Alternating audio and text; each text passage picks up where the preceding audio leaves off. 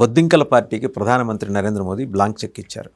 2873 మంది క్రిమినల్స్తో సహా నిరసనకారులందరినీ వాళ్ళందరి మీద ఒకవేళ పోలీస్ ఎఫ్ఐఆర్ నమోదు చేస్తుంటే దానిని ఉపసంహరిస్తారట. అంటే ఇప్పుడు ఈ 2877 మందిని దేశభక్తులుగా ప్రకటిస్తుందా కేంద్ర ప్రభుత్వం? బీజేపీలోంటి ఈ దుర్బలత్వం ఏంటి? ఒకప్పుడు బీజేపీ ఎలా ఉంది, ఇలా వాళ్ళ డిమాండ్స్కి సకంబ అవటం ఏంటి? అంటే డిమాండ్స్ హేతుబద్ధమైన డిమాండ్స్కి ఖచ్చితంగా అంగీకరించాలి కేంద్ర ప్రభుత్వం. అమాయకులైన విద్యార్థులు, పరీక్షార్థులు, ఎవరైనా నీట్ పరీక్షార్థులు ఎవరన్నా వస్తే, వాళ్ళ తల్లిదండ్రులు ఎవరన్నా వస్తే వాళ్ళు పాల్గొంటే వాళ్ళ మీద ఎఫ్ఐఆర్లు ఉపసంహరించడం, నమోదు చేస్తే, నమోదు చేయకపోతే చేయమాకండి. ఈ 2873 మందికి కూడా లివరేజ్ ఇచ్చినట్టుగానే భావించాలా? అంతగా ఈల్డ్ అవ్వాల్సినంత నెసిటీ ఏమొచ్చింది? Too much Congressisation of BJP is leading to these kind of acts అని అనుకోవచ్చా?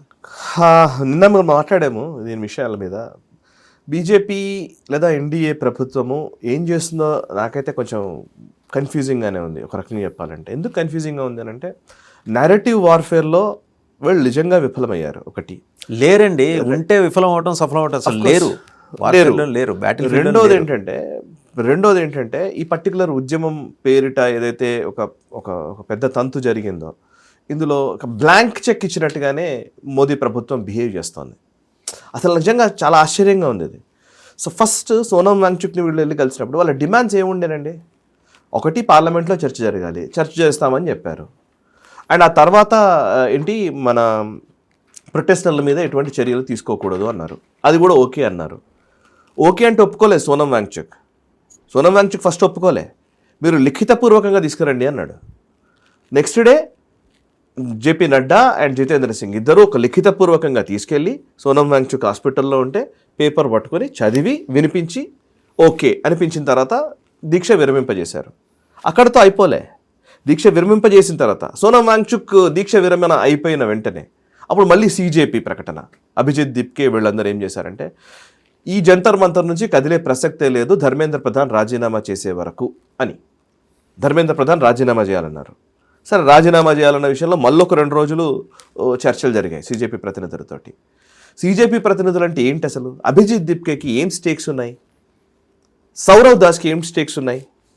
అసలు వీళ్ళ registered party. First of all అది రిజిస్టర్డ్ కాదు. ఒకటి, రెండు, అంటే బేసికల్లీ మీరు ఏం చెప్పాలనుకుంటున్నారు? వాళ్ళు ఏం మాట్లాడుతున్నారో అర్థమవుతుంది. ఒక్క నిమిషం, వాళ్ళు అక్కడ ఏం మాట్లాడుతున్నారో అర్థమవుతుందా?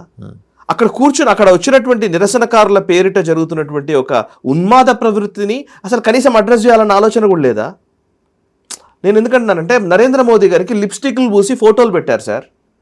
అని భారత ప్రధాని, మీకేం ప్రాబ్లం లేదేమో, బట్ నా భారత ప్రధానిని అవమానించే వాళ్ళ విషయంలో నాకు ఖచ్చితమైన అభిప్రాయం. స్థానంలో ఎవరు కూర్చున్నా సరే, రేపు రాహుల్ గాంధీ ఏం చేసినా సరే నేను ఇట్లాగే విమర్శిస్తా. అక్కడ నరేంద్ర మోదీ గారి బొమ్మ గీసి ఆ బొమ్మ పైన పడుకొని ఇంకా చెప్పడానికి వీలు లేదు. అలాంటి విజువల్స్ క్రియేట్ చేసి పంపించారు. నిన్నటికి నిన్న సౌరవ్ దాస్ ఈ మొత్తం ఈ హామీలన్నీ ఇచ్చిన తర్వాత నిన్నటికి నిన్న సౌరవ్ దాస్ అనేవాడు పార్టీ చేసుకుంటూ ఒక వీడియో చేసి హలో ఫ్రాండ్స్ అంటాడు. అంటే ఏంటి? నరేంద్ర మోదీని ఇమిటేట్ చేయడం. అంటే అర్థమైంది. నరేంద్ర మోదీ గారిని ఇమిటేట్ చేస్తూ, ఆయనను హేళన చేస్తూ మాట్లాడుతూ ఒక వీడియో పెడతాడు. వాడిని వీళ్ళు లెజిటిమేట్గా వీళ్ళు అంగీకరిస్తారు. అది నాకు అర్థమే కావట్లేదు ఇంకా. అసలు ఇది ఏంటిది? ఇది ఎక్కడికి వెళ్తున్నాము మనము? ఏ కేఓస్లోకి వెళ్ళాలనుకుంటున్నాము? సో నేను విద్యార్థుల గ్రీవెన్సెస్ విషయంలో నాకే సమస్య లేదు. నీట్ ఎగ్జామ్ నిర్వహించడమో, నీట్లో వచ్చే అవకతవకల గురించి మాట్లాడడమో, ఇవన్నిటికీ మనకు లెక్క ఉంది. ఈవెన్ విపక్షాలు మాట్లాడేదాన్ని అడ్రస్ చేయడంలో కూడా లెక్క ఉంది. వాళ్ళ దారిన పోయి ఎవడు పడితే వాడు వస్తాడు, నేను ఇప్పుడు జంతర్ మంతర్లో కూర్చుంటాను, నేను నిరసన తెలుపుతాను, అయిపోయింది, మీరు నాకు సకం అవ్వాల్సింది, లేకపోతే ఇక్కడ నుంచి పక్కకి వెళ్ళాం మేము అని అంటే ఏంటిది ఇది? రేపొద్దున ఇంకోటికి ఇది అవకాశం.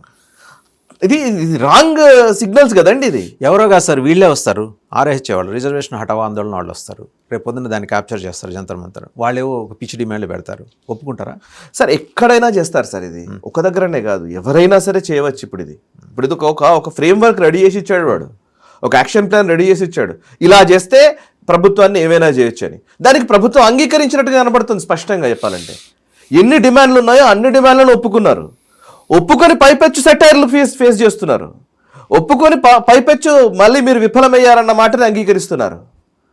నిజంగా ఇంతకంటే వాళ్ళు చేయాల్సింది ఏంటంటే డైరెక్ట్గా విద్యార్థులకి వెళ్ళి నీట్ ఎవరైతే ఉన్నారో అవసరార్థులు లేదా నీట్ సంబంధించినటువంటి విద్యార్థులు ఎవరైతే ఉన్నారో వాళ్ళ దగ్గరికి వెళ్ళి మాట్లాడాల్సింది.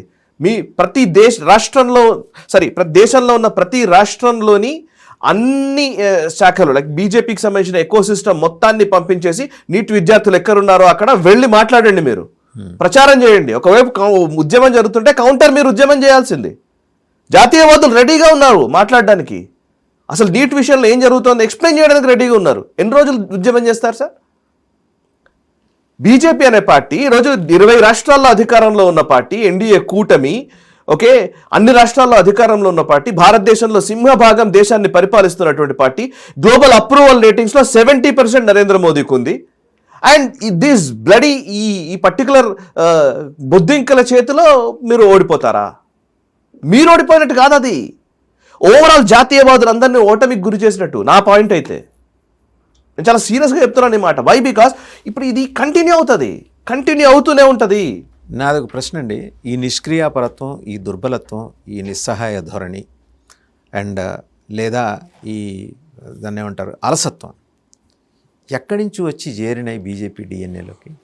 అంటే నేను ఇప్పుడు మరీ అన్ని పెద్ద మాటలు మాట్లాడలేనేమో. నేను నరేంద్ర మోదీ మీద నాకు ఈ రోజుకి కూడా కాన్ఫిడెన్స్ ఉంది. ఆయన సంగతి మోదీ పెడితే ఎగ్జాక్ట్ ఆయన వర్టికల్ వీడియోలు చేసేదాకా పరిస్థితి ఎందుకు వచ్చింది అంటున్నా, అది తెచ్చింది ఎవరంటున్నా? మోదీ క్యాపబిలిటీస్ మీద ఎవరికి కించిత్ అనుమానం కూడా ఉండదు. మోదీ గారి ఎదుర్కొన్నటువంటి ఛాలెంజెస్ ఈ పర్టికులర్ దాంతో పోల్చితే చాలా చిన్నది. ఆయన పెద్ద పెద్ద ఛాలెంజెస్ ఎదుర్కొన్నారు. ఆయన నాకు ఛాలెంజెస్ లిస్ట్ చదివితేనే అసలు మామూలు ఛాలెంజెస్ ఎదుర్కోవాలి. ఆయన పెద్ద పెద్ద సవాళ్ళను అధిగమించి వచ్చినటువంటి వ్యక్తి. ఆయనకు ఈ దూషణలు, ఈ తిట్లు ఇవి కొత్త కూడా కాదు, కొత్తగా ఆయన మొదటి నుంచి ఆయన ఎన్నో ఫేస్ చేసుకుంటూ వచ్చారు. కానీ ఇప్పుడు ఎందుకు ఇలా అవుతున్నారు నాకు అర్థం కావట్లేదు. అదే అంటున్నాను. చెప్తున్నాను, జస్ట్ 5 రోజుల వ్యవధిలో మొత్తం మారిపోయింది సీన్. జూలై 19వ తేదీ వరకు ఖాళీగా ఉన్నటువంటి జంతర్ మంతర్ జూలై 20 నుంచి 25వ తేదీ మధ్య, 25వ తేదీ నాడు రాజీనామా చేస్తారు ధర్మేంద్ర ప్రధాన్. జస్ట్ 5-6 డేస్ లోపల ఇంత స్థాయికి ఎందుకు మారింది? పూర్తి టెక్టానిక్ షిఫ్ట్ ఎందుకు ప్రభుత్వం తీసుకోగలిగింది? మీరు ఈవెన్ రైతుల ఉద్యమం అన్నా అట్లీస్ట్ ఒక 6 నెలలు నడిచింది సార్. రైతుల ఉద్యమం కంటిన్యూస్గా ఒక 6 నెలలు నడిచిన తర్వాత కానీ ఆయన మేము చట్టాలు వెనక్కి తీసుకుంటున్నామని చెప్పలేదు, రైట్? బట్ ఇక్కడ ఎందుకు గత 6 రోజుల్లోనే జస్ట్ 6-7 డేస్ లోపలనే ఎందుకు ఇంతగా అన్నింటికీ సగమైపోయిన పరిస్థితి వచ్చింది? నాకు ఇక్కడ ఆశ్చర్యంగా ఉంది. ఇది నిజంగానే ఎమోషన్ బిల్డ్ చేస్తారు, ఇంకోటి చేస్తారంటే, ఒకవైపు ఎమోషన్ బిల్డ్ చేసినప్పుడు మీకు మీ సిస్టమ్ ఉంది, మీ సిస్టమ్ ఎందుకు ఎమోషన్ బిల్డ్ చేయలేదు? నేను సింపుల్ అడుగుతున్నాను. తెలంగాణలోనో ఆంధ్రప్రదేశ్లోనో మొత్తం ఉన్న రాష్ట్రాల్లోనో బీజేపీ క్యాడర్ లేదా ఏబీవీపీ విద్యార్థులు కాదా? లేకపోతే ఆర్ఎస్ఎస్కి సంబంధించిన సిస్టమ్ లేదా? నీటి మీద మనం ఏం చేశాము చెప్పే ప్రయత్నం అన్న చేసి ఉండాల్సింది. నెరేటివ్ బిల్డింగ్ జరగలేదు. నెరేటివ్ బిల్డింగ్ జరిగి ఉండాల్సింది. Let's wait for some time. ఏముంది, నాకాబందీ చేసి ఇంకో వారం రోజులు ఆగేవాళ్ళేమో. అన్నాజారే మూమెంట్ నెలల తరబడి జరిగింది, 3-4 నెలలు జరిగింది. అది అన్నాజారే మూమెంట్ జస్ట్ ఒక రోజులో అయిపోలే. ఒకేసారికి ఒక వారం రోజుల లోపలనే మొత్తం అన్నీ ఇస్తామని చెప్పలే. ఆ రోజు ఇంకా నిజంగా చెప్పాలంటే జనలోక్పాల్ చట్టం కూడా తీసుకురాలే.